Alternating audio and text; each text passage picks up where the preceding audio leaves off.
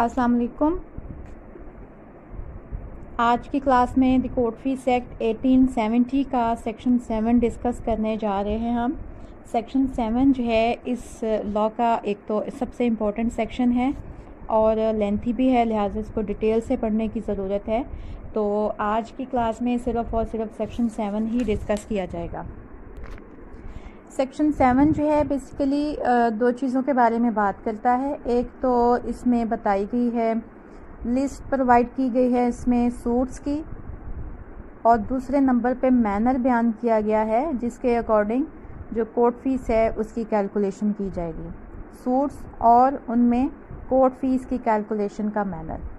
तो सेक्शन 7 को पढ़ते हैं। Computation of fees payable in certain suits. Computation होगी, लेकिन सर्टन सूट्स की जहाँ तक बात है तो ये वो सूट जो सेक्शन 7 में दे दिए गए हैं, हर किस्म का सूट नहीं, मखसूस सूट्स की बात की गई है। वो मखसूस दावाजात जो सेक्शन 7 में या उनकी जो भी एग्ज़ाम यहाँ पे प्रोवाइड की गई हैं वो। Amount of fee payable under this act in this suits next year in after mentioned. Next year in after mentioned यानी जो आगे लिस्ट प्रोवाइड की जा रही है वो shall be computed as follows. उनका जो कोर्ट फीस है उसकी कैलकुलेशन का मैनर क्या होगा। तो सबसे पहले जो हमारे पास काइंड मौजूद है ये है सूट फॉर मनी क्लास 1 के according. In suits for money including suits for damages और कंपनसेशन और arrears of maintenance on annuities और of other sums payable periodically according to the amount claimed. इस क्लॉज के तहत 3 चीज़ें आपने अपने माइंड में रखनी है। सबसे पहले तो मनी सूट, दूसरे नंबर पे उन मनी सूट्स की भी एग्ज़ाम बता दी गई हैं कि किस तरह के जो मनी सूट हैं वो कौन कौन से होंगे। इसमें सूट फॉर डैमेजेस और कंपनसेशन और एरियाज ऑफ मेंटेनेंस ऑन एनिटीज़, अखराजात या फिर जो सालाना वज़ाइफ मुकर्रर किए जाते हैं वो भी मंथली ही दिए जाते हैं ना, और other sums payable periodically. Other sums payable periodically का वर्ड जहाँ पे पीरियडिकली यानी ऐसी रकूम जो कि मंथली या फिर हफ्तावार या सालाना के हिसाब से पे की जाती हैं।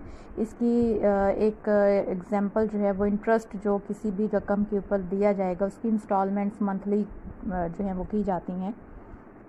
तो इस तरह के जो सूट्स होंगे या सूट फॉर मनी जिसकी एग्ज़ाम यहाँ पे बता दी गई हैं, इसमें कोर्ट फीस का तयन किया जाएगा according to the amount claimed, यानी उस सूट में जो अमाउंट क्लेम की जा रही है उसके अकॉर्डिंग ही उसके ऊपर कोर्ट फीस लगेगा। पिछले लेक्चर में मैं आपको बता चुकी हूँ कि अगर तो सब्जेक्ट मैटर या फिर जो अमाउंट क्लेम की अगर हम बात कर लें, अगर वो टोटल रकम 25,000 तक है तो फिर उसके ऊपर कोई कोर्ट फीस नहीं लगेगा। लेकिन 25,000 से अगर वो अमाउंट बढ़ जाती है और 25,000 से लेके 2 लाख रुपए तक है तो फिर उस पर 7.5% के हिसाब से कोर्ट फीस अदा करना पड़ेगा। और अगर वो रकम 2 लाख से बढ़ जाए, चाहे जितनी मर्ज़ी हो, तो फिर उसके ऊपर 15,000 रुपये का कोर्ट फीस लगाना पड़ता है। तो 25,000 से 2 लाख रुपए तक 7.5% के हिसाब से, और अगर 2 लाख से भी ज़्यादा रकम बढ़ जाती है तो 15,000 रुपये का उस पर कोर्ट फीस लगेगा। और अगर रकम 25,000 से नीचे है या 25,000 तक है तो फिर उस पर कोर्ट फीस नहीं लगेगा। तो इसी हिसाब से अगर हम सूट फॉर मनी की बात करें, मिसाल के तौर पे अगर 50,000 की रकम क्लेम की जा रही है, क्योंकि ये 25,000 से ऊपर है, तो 50,000 की रकम जो है उसके ऊपर 7.5% के हिसाब से, जो 7.5% के हिसाब से हम कैलकुलेट करेंगे, जो अमाउंट निकलेगी वो उसके ऊपर कोर्ट फीस लग जाएगी। तो ये 3 चीज़ें क्लास 1 में आपने अपने माइंड में रखनी है। उसके बाद हम चलते हैं क्लास नंबर 2 पे, फॉर मेंटेनेंस एंड एनिटीज़।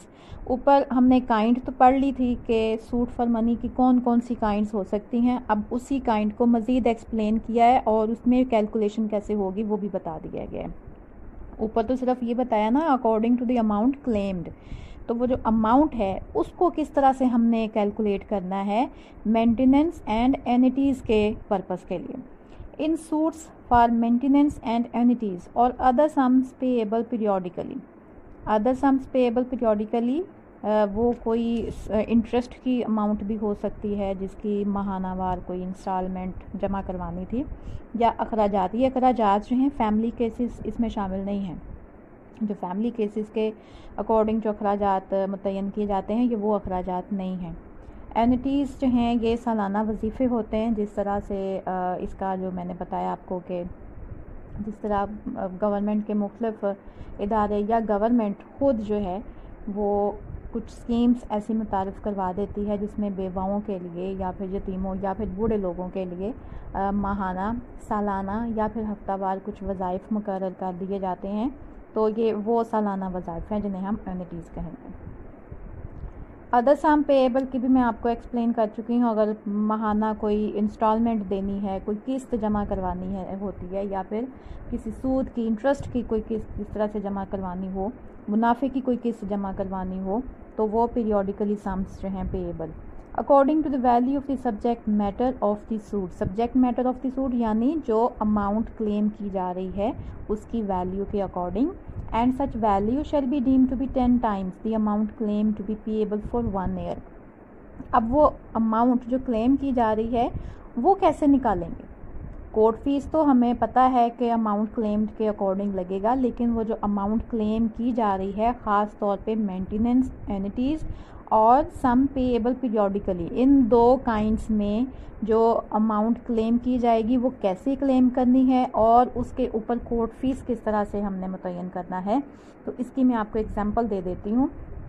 अगर बेनज़ीर इनकम सपोर्ट की हम बात करें, एक बेवा खातून को 2000 रुपया मंथली पे करती है गवर्नमेंट, लेकिन 1 साल हो चुका है और ये रकम पे नहीं की गई। अब मंथली 2000 रुपया उसे अगर नहीं आ रहा और 1 साल हो चुका है, रकम नहीं मिल रही, तो वो बेवा उसको रिकवर कैसे करेगी? उसके लिए सूट फॉर मनी उसको फ़ाइल करना पड़ेगा, और जो बोर्ड फीस के पर्पज़ के लिए अमाउंट निकालेगी वो कुछ इस तरह से निकालेगी। 2000 को मल्टीप्लाई करेगी 12 के साथ, क्योंकि यहाँ पे जो वर्ड इस्तेमाल किया गया ना बिल्कुल लास्ट पे, to be payable for 1 year. 1 साल तक जितनी रकम बनेगी उसको काउंट किया जाएगा। अब 2000 को हम 12 के साथ मल्टीप्लाई करेंगे तो वो हमारा बन जाएगा 24,000, यानी एक साल में 24,000 की जो रकम है वो पेएबल है। अब ये 24,000 जो है इसको हम 10 टाइम मल्टीप्लाई कर लेंगे। 24,000 को 10 से जब हम मल्टीप्लाई करेंगे तो ये हमारे पास अमाउंट निकलेगी 2,40,000 रुपये। तो 2,40,000 रुपये के ऊपर हम देखेंगे कि कितना कोर्ट फीस लगेगा। तो ये पहले भी मैं आपको बता चुकी हूँ, 25,000 से लेके 2 लाख रुपये तक 7.5%, और अगर अमाउंट 2 लाख से ऊपर चली जाती है तो फिर उस पर 15,000 का कोर्ट फीस लगेगा। अब यहाँ पे हमारी जो कैलकुलेशन हुई है इसमें अमाउंट निकली है 2,40,000, यानी 2 लाख से ऊपर है, तो इसके ऊपर 15,000 का कोर्ट फीस लग जाएगा। कैलकुलेशन इसकी एक दफ़ा मैं फिर रिपीट कर देती हूँ। 2,000 रुपया महाना उस औरत को मिलता है, तो उस 2,000 को वो 12 के साथ मल्टीप्लाई करेगी। 24,000 की रकम यानी पूरे 1 साल की रकम पेएबल हमने निकालनी है। उसको फिर मज़ीद हम 10 के साथ मल्टीप्लाई करेंगे तो वो 2,40,000 रुपये बनेगी। अब 2 लाख से रकम क्योंकि ज़्यादा है तो फिर इस पर 15,000 रुपये का कोर्ट फीस लग जाएगा। आई होप आपको ये क्लियर हो गया होगा कि मेंटेनेंस और एनिटीज़ या फिर जो पीरियडिकली पेएबल सम्स होती हैं उन पे किस तरह से कोर्ट फीस पे किया जाएगा। क्लास नंबर 3 पे चलते हैं। For movable property having a market value in suits for movable property other than money, money नहीं बल्कि मूवेबल प्रॉपर्टी, इसमें रकम शामिल नहीं है। रकम भी मूवेबल प्रॉपर्टी ही समझी जाती, लेकिन क्योंकि रकम के बारे में ऊपर हम क्लास 1 और 2 में पढ़ चुके हैं कि सूट फॉर मनी और उसकी जो मुख्तलिफ इक़साम्स हैं उसमें किस तरह से कोर्ट फीस का तयन करेंगे, तो क्लास 3 जो है ये मूवेबल प्रॉपर्टी के बारे में है। जैसे गाड़ी हो गई या फिर किसी का मोटर बाइक हो गया या इस तरह की कोई दीगर machinery. Where the subject matter has a market value, according to such value the date of presenting the plaint, यानी अगर किसी से कोई ट्रैक्टर, गाड़ी, मोटर बाइक्स या इस तरह की कोई मुख्तलिफ चीज़ें जो हैं वो रिकवर करनी है, तो उस चीज़ की, वो ट्रैक्टर है तो उसकी मार्केट वैल्यू देखी जाएगी, वो गाड़ी है, कार है, बस है, जो भी है उसकी मार्केट वैल्यू देखी जाएगी, और जितनी उसकी मार्केट वैल्यू होगी उस दिन तक जिस दिन सूट फाइल किया जाएगा, जिस दिन सूट फाइल करना है उस दिन तक उसकी मार्केट वैल्यू देखी जाएगी और फिर उसके अकॉर्डिंग उस पर कोर्ट फीस का तयन किया जाएगा। फिर है जी नंबर 4। नेक्स्ट हमारे पास नंबर 4 जो है, इसमें कुछ इसकी मज़ीद जो है क्लासेस उन्होंने दे दी हैं। क्लास ए में for movable property of no market value. Number 3 में तो मूवेबल प्रॉपर्टी जिसकी मार्केट वैल्यू थी, मार्केट वैल्यू यानी वो चीज़ जो सेल और परचेज़ की जा सकती है, मार्केट वैल्यू तो उसी की होगी। अब जो क्लास 4 की ए क्लास है हमारे पास, for movable property of no market value, जो सेल या परचेज़ नहीं की जा सकती। For movable property where the subject matter has no market value, as for instance in the case of documents relating to title. अब इसकी इसके ऊपर जो कोर्ट फीस लगेगा वो सबसे आखिर में जाके उन्होंने बताया। यहाँ पे class A, B, C, D और ई, एफ क्लॉजेस तक जाने के बाद फिर इन 5-6 किस्म के जो सूट्स हैं इसमें उन्होंने फिर बताया कि किस तरह से इनकी जो है वो इस पे कोर्ट फीस अदा करना पड़ेगा। तो डॉक्यूमेंट्स रिलेटिंग टू टाइटल, इसकी मैं आपको बता देती कि ये कौन से डॉक्यूमेंट्स होते हैं जिसकी मार्केट वैल्यू नहीं होती। जैसे आपका आईडी कार्ड है, आईडी कार्ड की कोई मार्केट वैल्यू नहीं है। आपका टाइटल तो है, डॉक्यूमेंट ऐसा है जो आपके टाइटल से रिलेटेड है, लेकिन आप इसको सेल या परचेज़ नहीं कर सकते। कोई शख्स अपना आईडी कार्ड जो है वो सेल नहीं कर सकता या किसी का परचेज़ नहीं कर सकता। इसी तरह से आपकी मैट्रिक की सनद हो गई, आपकी कोई रजिस्ट्री हो गई, आपके जो हैं पासपोर्ट्स जो हैं वो हो गए। तो ये वो डॉक्यूमेंट्स हैं जो टाइटल से रिलेटेड हैं, मूवेबल प्रॉपर्टी है, लेकिन इनकी कोई भी मार्केट वैल्यू नहीं है। तो जितने भी ये निजी किस्म के जो डॉक्यूमेंट्स होते हैं इनके ऊपर कोर्ट फीस का तयन कैसे किया जाएगा। अमूमन इस तरह के जो केसेस होते हैं उसमें जो डैमेजेस और कंपनसेशन क्लेम किए जाते हैं, तो जो रकम डैमेजेस या कंपनसेशन जो क्लेम की गई होगी उसके अकॉर्डिंग फिर जो मुतय्यन ने जो डैमेजेस या कंपनसेशन अपने तौर पे उसने मुकर्रर करने हैं, फिर उसके अकॉर्डिंग वो इसके ऊपर कोर्ट फीस लगा देगा। दूसरे नंबर पे हमारी क्लास बी है, to enforce a right to share in joint family property. To enforce the right to share in any property on the ground that it is joint family property। अब यहाँ पे एक चीज़ नोट कर लें कि जो वरासत है, वरासत पे जो है कोर्ट फीस नहीं लगता। जो इंतकाल वरासत अगर करवाना है, चाहे वो जितनी मर्ज़ी प्रॉपर्टी हो, उसके ऊपर कोई कोर्ट फीस नहीं लगेगा। लेकिन अगर ये ज़िंदा लोगों के दरमियान कोई ऐसा मुश्तरका खाता है, तो ऐसे मुश्तरका खाते के सिलसिले में अगर आप कोई पोजेशन या कोई प्रॉपर्टी रिकवर करते हैं तो उसके लिए फिर आपने जो भी क्लेम करना है उसके अकॉर्डिंग आपको कोर्ट फीस लगाना पड़ेगा। इसकी एग्जांपल आपको मैं दे देती हूँ इसको समझने के लिए। जैसे एक घर है, उस घर में 2 भाई मुश्तरका खातेदार हैं। बाप के मरने के बाद अब उस प्रॉपर्टी के ऊपर वो दोनों भाई जो हैं इक्वली एक जैसा उनका राइट है। एक भाई उस पूरे घर पे कब्ज़ा कर लेता है, दूसरा जो है अब वो क्योंकि बाप की विरासत आ रही है तो उस मुश्तरका खाते को जब उसने क्लेम करना है कि जी मेरा इतना यहाँ से इतना जो मेरा राइट बनता है, तो या तो उसके लिए डिक्लेरेशन लेगा या फिर उसका पोजेशन क्लेम करने की कोशिश करेगा। तो वो जो उसका आधा हिस्सा है, क्योंकि मुश्तरका खाता है तो आधे हिस्से का वो मालिक है, जितनी उस जगह की वैल्यू होगी उसके अकॉर्डिंग वो जाके अपना जो है क्लेम करेगा और उसके अकॉर्डिंग ही वो कोर्ट फीस उस पर चस्पा करेगा। लेकिन अगर वो दोनों भाई उस प्रॉपर्टी का इंतकाल अपने नाम पे करवाते हैं, इंतकाल वरासत जिसको कहते हैं, तो फिर उसके ऊपर कोई कोर्ट फीस नहीं लगेगा। उसके बाद क्लास सी है, for a declaratory decree and consequential relief. To obtain a declaratory decree order where consequential relief is paid, consequential relief क्या होता है? मिसाल के तौर पे जो ऊपर मैंने आपको एग्जांपल दी थी, एक घर है, इसमें वो मुश्तरका खाता है, 2 भाई जो हैं उसमें हिस्सेदार हैं बराबर के। अब अगर एक भाई ने पूरे के पूरे घर पे कब्जा कर लिया है तो दूसरा भाई डिक्लेरेटरी डिक्री के लिए सूट फाइल करेगा कि जी मैं इसमें, क्योंकि ये मेरे बाप की प्रॉपर्टी है और इसका इंतकाल वरासत नहीं हुआ, लिहाजा बराबर तौर पर मैं और मेरा भाई दोनों इसके ऊपर बराबर के हकदार हैं, तो मेरा इसके ऊपर राइट बनता है। लिहाजा एक तो ये डिक्लेरेशन हो गई कि ये भी इस पे राइट रखता है, इसका हक है। दूसरे नंबर पे है कॉन्सिक्वेंशियल रिलीफ। अगर वो डिक्लेरेशन के साथ पोजेशन भी मांगता है तो पोजेशन उसका कॉन्सिक्वेंशियल रिलीफ होगा कि सिर्फ वो डिक्लेरेशन ही नहीं चाहता, सिर्फ अपना राइट ही मुतय्यन नहीं करना चाहता कि जी मैं भी इस जगह में शरीक हूँ, और शरीक होने के साथ साथ वो पोजेशन भी तलब करता है, तो ये कॉन्सिक्वेंशियल रिलीफ हो जाएगा। अब जितनी वैल्यू सब्जेक्ट मैटर की जो उसकी हद तक जो हिस्सा बनता है उसका होगा, जिसके लिए वो डिक्लेरेशन भी ले रहा है और उसका पोजेशन भी जो है वो प्रे में शामिल है, तो उसके अकॉर्डिंग वो कोर्ट फीस उस पर लगा देगा। क्लॉज डी है हमारी for an injunction, to obtain an injunction.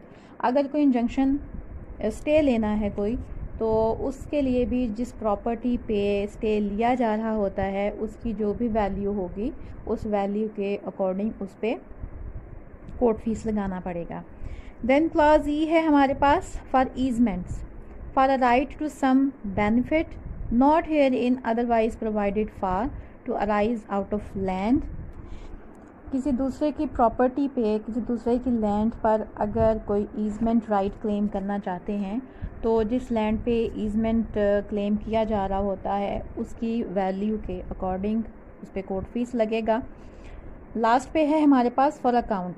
For accounts जितनी भी बही खाता जात, जो हिसाब किताब या फहमीदे हिसाब के सिलसिले में जितने भी ऐसे सूट्स होंगे उसमें जो हिसाब किताब करने के बाद जो रकम, जो अमाउंट रिकवर करनी है हमने, या जो भी हिसाब किताब की सूरत में वो रकम सामने आएगी उसके मुताबिक अगर वो डैमेजेस की सूरत में सामने आ रही है तो फिर जो मुद्दई ने जो सूट फाइल करना है उसमें उसने अपनी एक रकम मुतय्यन करनी है कि जी इतना मुझे नुकसान हुआ या इतना डैमेज मुझे जो है वो इसकी वजह से सफ़र करना पड़ा या मुझे इतना कंपनसेशन इस पर दिलाया जाए। तो जो रकम डैमेजेस के लिए वो क्लेम करेगा या कंपनसेशन के लिए कर रहा होता है तो उस रकम के अकॉर्डिंग ही उसने रिलीफ जो क्लेम करना होता है तो उसके अकॉर्डिंग उसने उस पर कोर्ट फीस लगा देना है। अमूमन हमारी जो क्लास 4 है ये जहाँ पे, क्योंकि ऐसे केसेस या ऐसी प्रॉपर्टी की बात की गई है जो मूवेबल तो है लेकिन इसकी मार्केट वैल्यू नहीं है, तो ज़्यादातर डैमेजेस और जो कंपनसेशन होता है किसी भी शख्स को, वो अपने डैमेजेस की रकम क्लेम करेगा या कंपनसेशन की, तो फिर जो रकम होती है जो क्लेम की जा रही होती है उसके अकॉर्डिंग ही वो वहाँ पे करेगा। जहाँ तक मनी की बात है, मनी सूट या फिर मूवेबल प्रॉपर्टी जिसकी मार्केट वैल्यू है, तो उसका दूसरे और तीसरी क्लास में बता दिया गया है कि किस तरह से कोर्ट फीस मुतय्यन किया जाएगा। देन आपके पास नेक्स्ट यहाँ पे क्लास 5 है, लेकिन क्लास 5 से पहले एक अमेंडमेंट भी है जिसके तहत क्लास 4A इसमें ऐड की गई है। आपके पास अगर क्लास 4A है तो आप देख लीजिए, और अगर नहीं है तो फिर आप वो किसी तरह से मैनेज करें डाउनलोड करके या जैसे भी। तो क्लास A4 जो है, 4A जो है वो हम पढ़ने जा रहे हैं। For a declaratory decree regarding immovable property on the basis of alleged sale etc. अच्छा, अब यहाँ पे मैं थोड़ा सा क्लियर कर दूँ। alleged sale का मतलब यहाँ पे ऐसी प्रॉपर्टी जो इमूवेबल है लेकिन वो सेल हो चुकी है या सेल कर दी गई है। अब उस सेल की हुई प्रॉपर्टी में अगर किसी शख्स का कोई राइट बनता है, कोई उसमें शेयर बनता है, तो उसके अकॉर्डिंग उसने अगर कोई क्लेम करना चाहता है, चाहे वो डिक्लेरेटरी डिग्री की सूरत में और साथ उसके अगर उसके कॉन्सिक्वेंशियल रिलीफ हो या ना हो, दोनों सूरतों में, तो इसको सेक्शन को, इस क्लास को पूरी को पढ़ते हैं। In suits for declaratory decree with or without consequential relief as to right in or title to immovable property based on alleged sale, यानी वो प्रॉपर्टी जो कि सेल हो चुकी है या सेल कर दी गई है और उस प्रॉपर्टी में किसी का कोई राइट या किसी का कोई टाइटल मौजूद है। वो उस टाइटल की डिक्लेरेशन चाहता है या फिर पोजेशन भी साथ चाहता है या सिर्फ अकेली ही डिक्लेरेशन चाहता है। अलेज्ड सेल के साथ यहाँ पे मज़ीद कुछ और जो हैं, एक तो या उसको गिफ्ट कर दिया गया हो, सिर्फ सेल ही शामिल नहीं है, गिफ्ट किया गया हो, एक्सचेंज कर दिया गया हो, मॉर्गेज कर दिया गया हो, तो फिर इस सूरत में उस प्रॉपर्टी की, उस इमूवेबल प्रॉपर्टी की जो वैल्यू होगी उसके अकॉर्डिंग जो है वो कोर्ट फीस मुतय्यन करना पड़ेगा। मसलन अब एक लैंड है, इमूवेबल प्रॉपर्टी है, उसको आगे हिब्बा कर दिया है, उसका जो मालिक है उसने हिब्बा कर दिया है या उसको सेल कर दिया है या फिर उसको रहन रख दिया है, मॉर्गेज कर दिया है या फिर तबादला रहन जो होता है वो कर दिया गया है। लेकिन एक तीसरा शख्स मौजूद था जिसका उस प्रॉपर्टी में कोई शेयर है या फिर उसका उस प्रॉपर्टी में टाइटल है और उसके टाइटल के साथ ही वो प्रॉपर्टी आगे किसी को सेल कर दी गई या हिब्बा कर दी गई है, तो वो उस हिब्बा को तुड़वाने के लिए या फिर उस सेल को सेट असाइड करने के लिए, अपनी डिक्लेरेशन लेने के लिए कि जी इस प्रॉपर्टी में जिसको सेल किया गया है इसमें मेरा टाइटल है या इसमें जो है मैं मुश्तरका खातेदार हूँ या फिर इसमें मेरा शेयर बनता है या इस पर किसी ना किसी तरह से मैं मालिक हूँ, तो कोई भी उसका टाइटल हो या उसका कोई राइट है उसमें जिसको वो क्लेम करना चाहता है, तो जिस प्रॉपर्टी पे वो अपना राइट क्लेम करना चाहेगा उस प्रॉपर्टी की जो मार्केट वैल्यू होगी उसके अकॉर्डिंग उसके ऊपर कोर्ट फीस उसको लगाना पड़ेगा।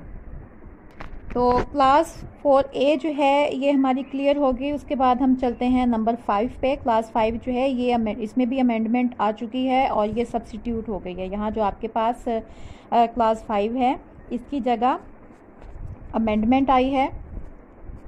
For possession of lands, houses and gardens, in suits for the possession of land, houses and gardens, 3 तरह की चीज़ें अब यहाँ पे हमारे पास मौजूद हैं। लैंड इमूवेबल प्रॉपर्टी है, तीनों जो है इमूवेबल प्रॉपर्टी की जो काइंड है, लैंड भी, हाउसेज और गार्डन्स।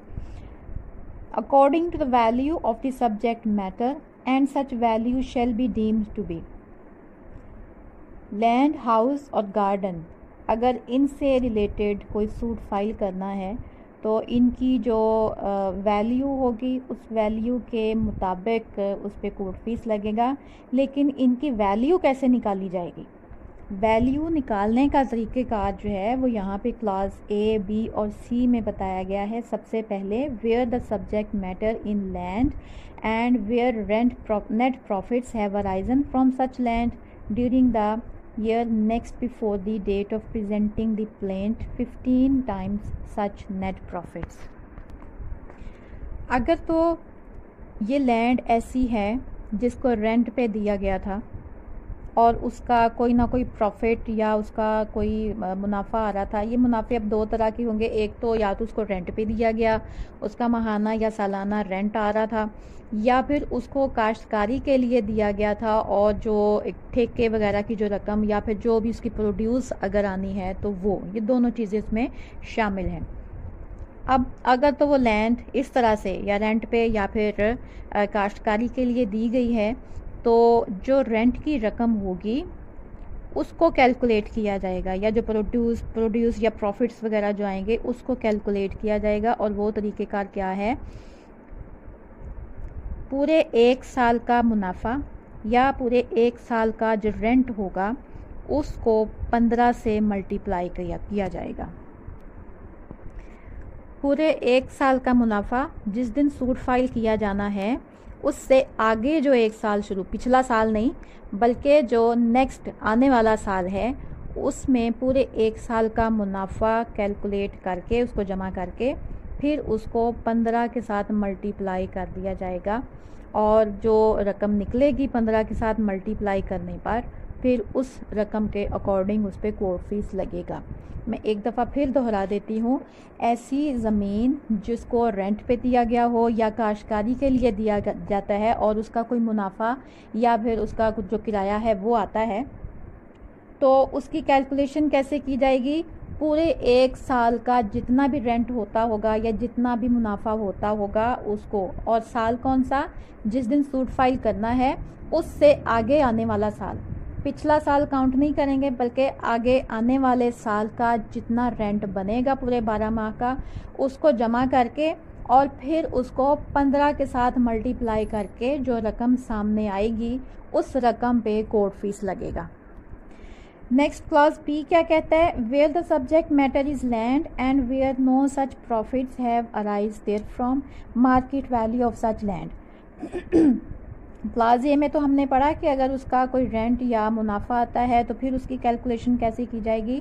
क्लास बी में बता रहा है कि अगर उस लैंड का कोई रेंट या कोई मुनाफा वगैरह नहीं आता तो फिर उसकी जो असल उसकी वैल्यू होगी, मार्केट वैल्यू होगी, फिर उसके अकॉर्डिंग कोर्ट फीस लगेगा। मुनाफा आता है तो मुनाफे के मुताबिक, और अगर कोई मुनाफा या रेंट नहीं आता तो फिर जो भी उसकी ओरिजिनल मार्केट वैल्यू होगी उसके अकॉर्डिंग उस पर कोर्ट फीस लग जाएगा।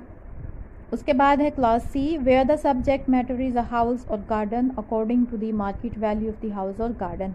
घर है या गार्डन है तो फिर उसकी जो भी मार्केट वैल्यू होगी उसके मुताबिक, यानी सिर्फ लैंड जो है उसको दो तरीके से उन्होंने बता दिया क्या है कि अगर उस लैंड का रेंट या मुनाफा आता है तो फिर उसके ऊपर कोर्ट फीस क्या लगेगा, और अगर मुनाफा नहीं आता तो फिर क्या होगा।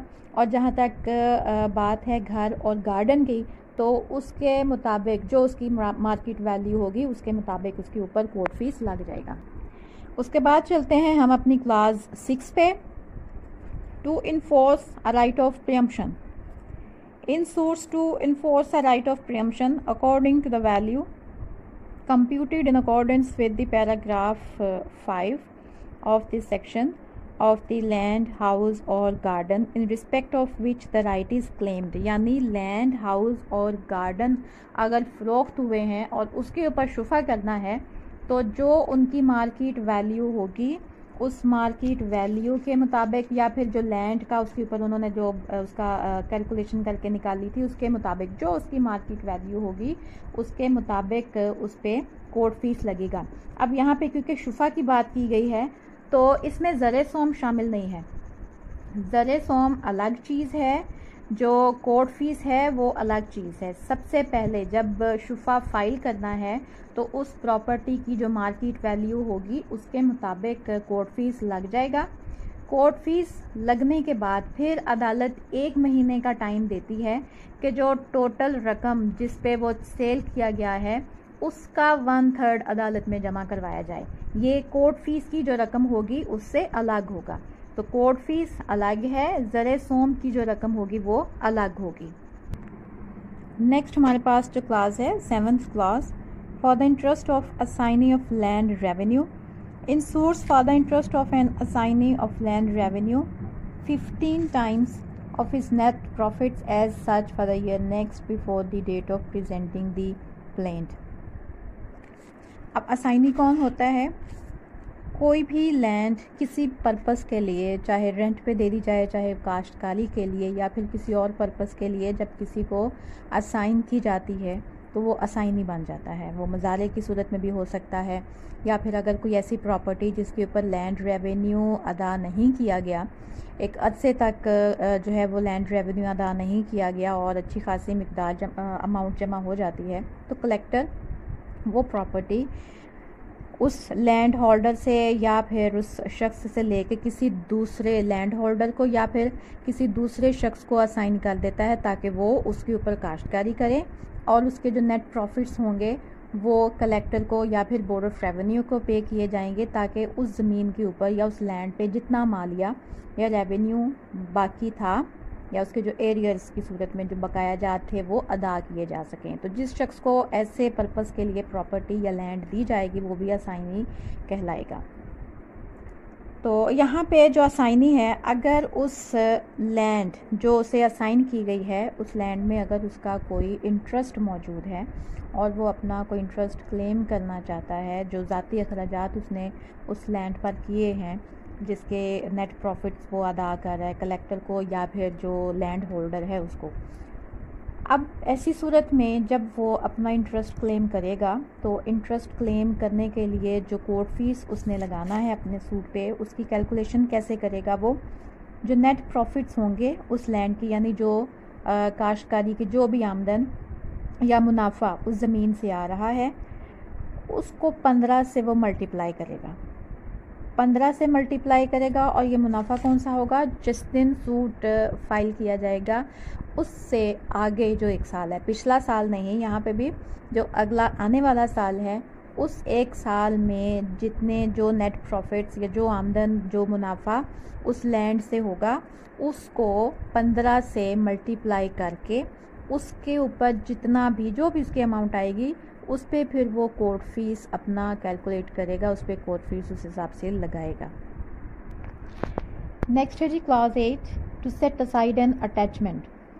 अटैचमेंट किसी भी प्रॉपर्टी को अगर अटैच कर लेती है कोर्ट या गवर्नमेंट, तो उस अटैचमेंट को सेट असाइड करने के लिए अगर कोई एप्लीकेशन या सूट फाइल किया जाएगा तो उस पर किस तरह से कोर्ट फीस लगेगा। In suits to set aside an attachment of land or of an interest in land or revenue according to the amount for which the land or interest was attached।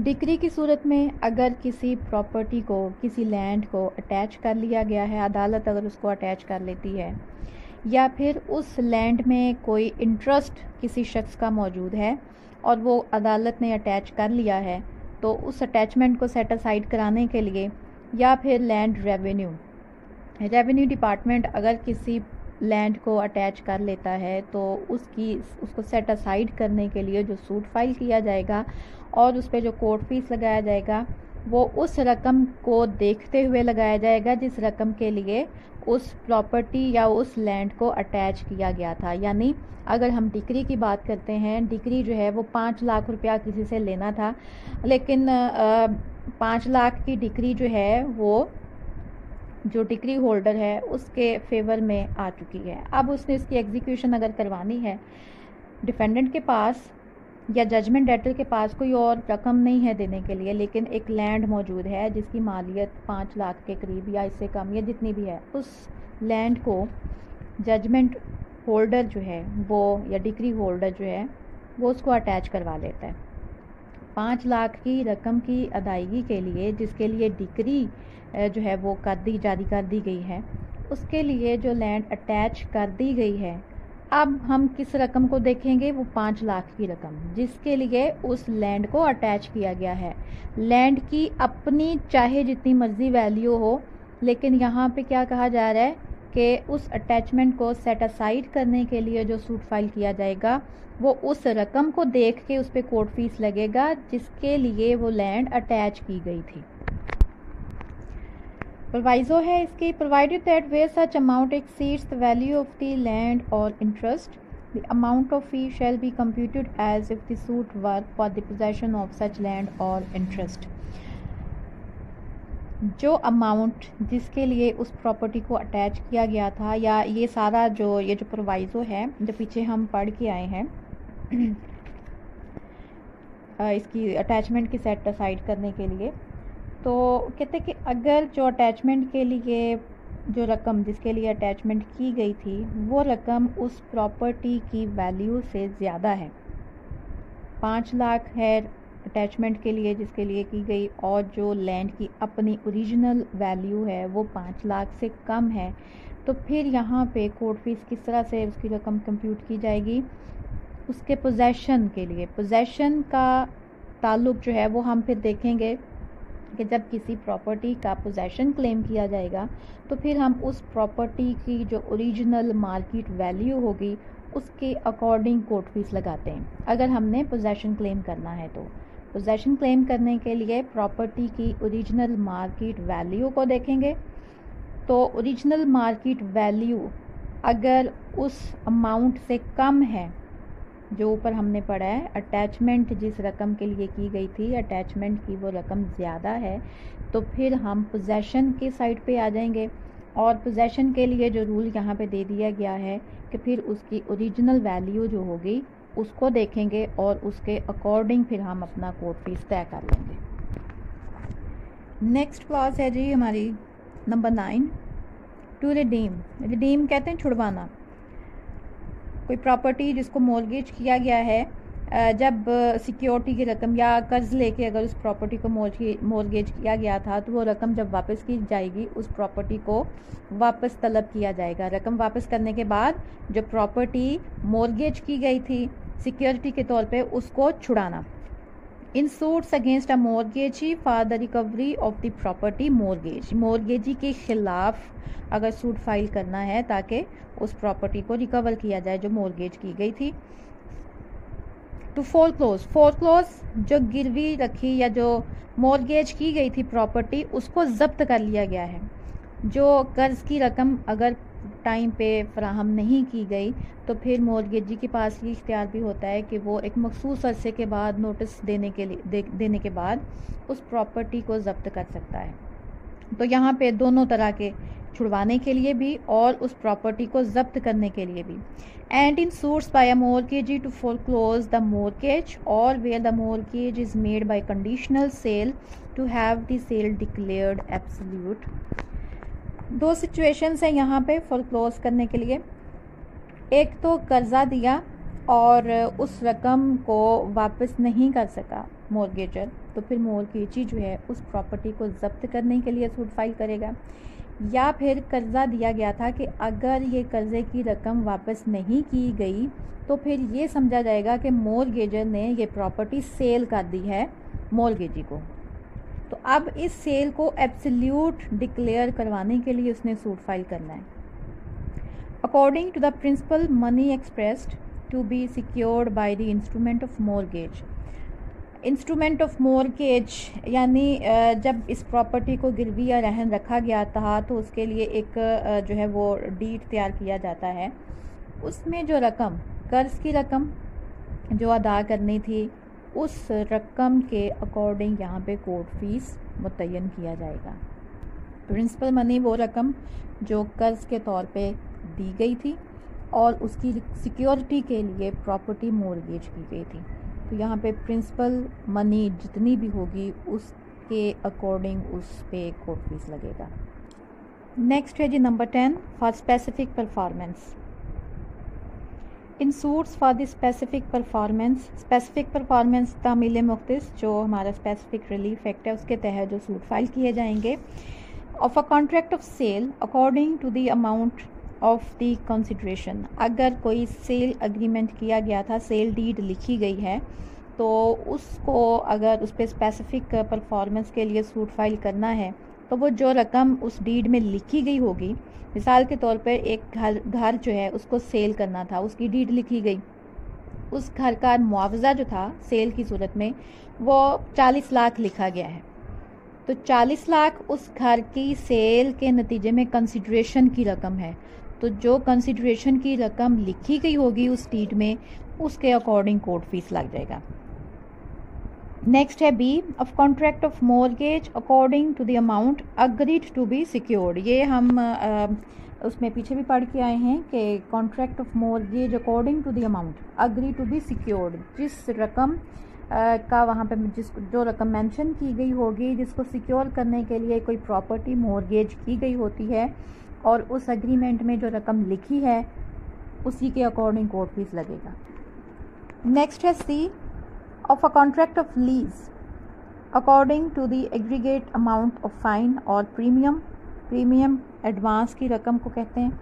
If any, यानी अगर कोई ज़मीन lease पर दी गई है, lease जिस तरह किराए पे एक मखसूस अरसे के लिए कोई ज़मीन, कोई घर या फिर कोई ऐसी इमूवेबल प्रॉपर्टी जो है वो ठेके पे या किराए पे दे दी जाती है, 10 साल के लिए लीज़ पे दे दिया जाए, 20 साल के लिए लीज़ पे दे दिया जाए, तो उसके लिए एडवांस जो दिया जाएगा उसके मुताबिक या फिर जो फ़ाइन उस पर कोई दिया जाएगा मुकर्रर किया गया होगा उसके मुताबिक। And of the rent agree to be paid during the first year of the term, या फिर वो किराएदारी की जो रकम जो पूरे 1 साल, जो पहला साल उस लीज़ का होगा उसमें किराए की जितनी रकम पे की गई होगी उस अमाउंट को देख के उस पर कोर्ट फीस लगा दिया जाएगा। यानी एक तो फ़ाइन या एडवांस की रकम जो अदा की गई थी उस रकम के अकॉर्डिंग कोर्ट फीस लगेगा, और अगर कोई एडवांस या फ़ाइन मुकर्रर नहीं अदा किया गया तो फिर पहले साल जितना किराया दिया जाएगा उसको देखते हुए कोर्ट फीस लगा दी जाएगी। नेक्स्ट डी है of an award according to the amount of value of the property in dispute. Award कहते हैं जो सालसी के ज़रिए जो फैसला किया जाता है, अदालत के ज़रिए नहीं बल्कि अदालत जो है वो किसी सालिस के पास कोई भी मैटर रेफ़र कर देगी तो जो सालिस है जब उसका फ़ैसला करेगा उस फैसले को अवॉर्ड कहा जाता है। अवॉर्ड के ख़िलाफ़ अगर कोई सूट फाइल करना है तो फिर जो प्रॉपर्टी डिस्प्यूट में थी जिसके बारे में वो फ़ैसला किया गया था उसकी जो वैल्यू है उसके मुताबिक कोर्ट फीस लगाएंगे। नेक्स्ट है हमारे पास 10 class 10 between landlord and tenant and the following suits between landlord and tenant. अच्छा, अब ये टेनेंसी वो नहीं है जो हमने उसमें पढ़ा हुआ है, जो रेंटेड प्रेमिसेस एक्ट है हमारा, ये वो वाली टेनेंसी नहीं है। वो रिहायशी घर हैं और रिहायशी घर या जो भी वहाँ पे प्रेमिसेस होंगे जिसमें रिहाइश रखी जाएगी वो उस लॉ के तहत डील किए जाएंगे। यहाँ जिस प्रॉपर्टी की बात की जा रही है वो है ज़रई ज़मीन। ज़रई ज़मीन के तौर पे जो भी प्रॉपर्टी रेंट पे दी जाएगी ये वो मुराद है यहाँ पे। In the following suits between landlord and tenant, अब यहाँ पे क्लास ए से एफ तक उन सूट्स की बात की गई है जो कि किराएदार और मालिक के दरमियान फ़ाइल किए जा सकते हैं। सबसे पहले जो है पहले पढ़ लें कि ये सूट्स कौन से हैं और फिर लास्ट इसकी जो प्रोवाइज़ो है वहाँ लिखा है कि इसके ऊपर कोर्ट फीस किस तरह से मुतय्यन किया जाएगा। Class A for the delivery by a tenant of the counterpart of a lease. Counterpart of a lease यानी कि एक प्रॉपर्टी अगर लीज़ पर दी गई है उसके इवज़ टेनेंट ने कोई एडवांस पे करना था, कोई रेंट या फिर कोई और ज़िम्मेदारी उसने पूरी करनी थी लेकिन वो पूरी नहीं की तो जो मालिक है वो किराएदार के ख़िलाफ़ सूट फाइल कर सकता है। To enhance the rent of a tenant having a right of occupancy, किराएदार का किराया अगर उसमें इजाफा करना है तो क्लॉज सी के तहत for the delivery by a landlord of a lease पे जो प्रॉपर्टी दी गई है उसकी डिलीवरी के लिए।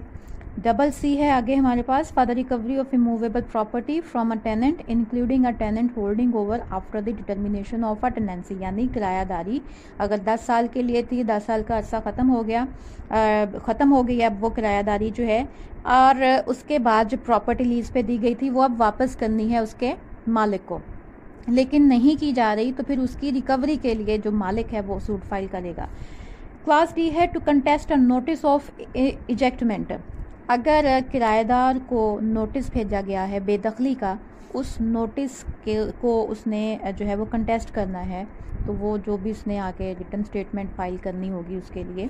To recover the occupancy of immovable property from which a tenant has been illegally ejected by the landlord, अगर मालिक ने किराएदार को ज़बरदस्ती बेदखल कर दिया है, गैर कानूनी तरीके से उस इमूवेबल प्रॉपर्टी से बेदखल कर दिया है तो उसका कब्ज़ा दोबारा हासिल करने के लिए जब वो सूट फाइल करेगा। क्लॉज एफ है for the abatement of rent. Abatement of rent से मुराद ये है कि जितने अरसे के लिए वो प्रॉपर्टी लीज पे दी गई थी वो अरसा ख़त्म हो गया, प्रॉपर्टी जो है वो वापस कर दी गई, लेकिन अभी तक जो रेंट है उसका मुतालबा हो रहा है या रेंट पे किया जा रहा है किसी वजह से, तो उस रेंट को ख़त्म करने के लिए according to the amount of the rent of the immovable property to which suit refers payable for the year next before the date of presenting the plaint। अब इस प्रोवाइज़ो में बताया गया है कि कोर्ट फीस किस तरह से पे करना पड़ेगा, जो हम पीछे पढ़ के हैं क्लास ए से एफ तक जितने भी सूट्स यहाँ पे फाइल किए जाएंगे टेनेंट और जो लैंड लॉर्ड है उसके दरमियान, तो जो रेंट होगा उस प्रॉपर्टी का, उस रेंट की अमाउंट पूरे 1 साल तक, यानी जिस दिन सूट फाइल किया जाएगा उसके बाद आने वाला साल जो है उसके अकॉर्डिंग उस अमाउंट को काउंट किया जाएगा या कैलकुलेट किया जाएगा और फिर कैलकुलेट की जाने वाली रकम के अकॉर्डिंग कोर्ट फीस लगाया जाएगा। यानी आने वाले साल का जो रेंट पेएबल होगा उसको काउंट किया जाएगा, उसको कैलकुलेट किया जाएगा और फिर उसके मुताबिक कोर्ट फीस निकाली जाएगी। नेक्स्ट हमारे पास लास्ट क्लास है इसकी, in suits not expressly provided for in this section.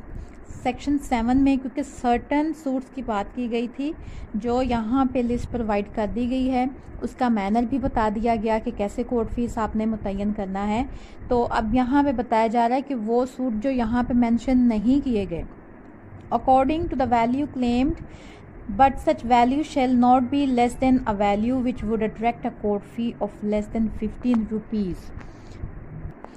अब फैमिली सूट्स की यहाँ पे बात नहीं की गई, तो फैमिली सूट्स जो होंगे उसमें जो कोर्ट फीस लगेगा वो उसकी जो कम से कम मालियत है वो 15 रुपये है।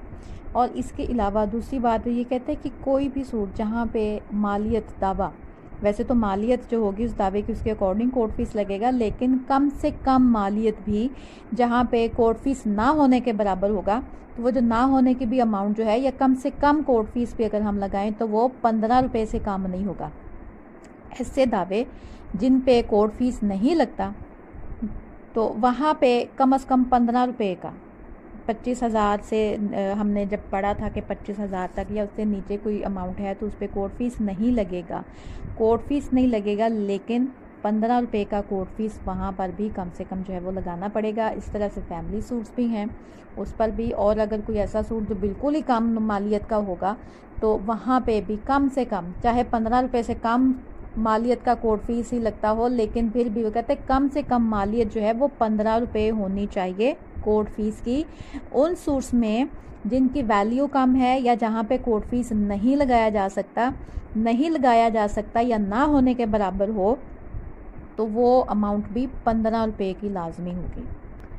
सेक्शन 7 हमारा जो कोर्ट फीस एक्ट का है ये आज यहीं पे ख़त्म होता है। आई होप आप लोगों को किसी हद तक इसके कॉन्सेप्ट जो हैं वो क्लियर हो चुके होंगे।